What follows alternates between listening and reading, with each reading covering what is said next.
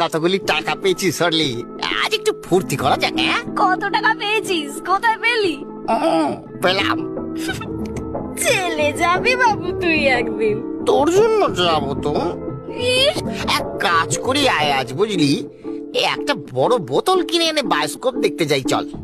ফিরে এসে ফুর্তি জমানো যাবে। আসমানি রঙের শাড়িটা পরবো। বেগুনিটা পরলে হতো না? আচ্ছা পর, আসমানিটাই পর।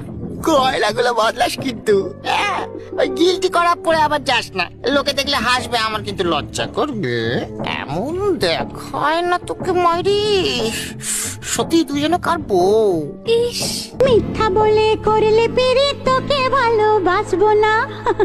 আরে মিথ্যা বলে করলে পেরে তোকে ভালোবাসবো না।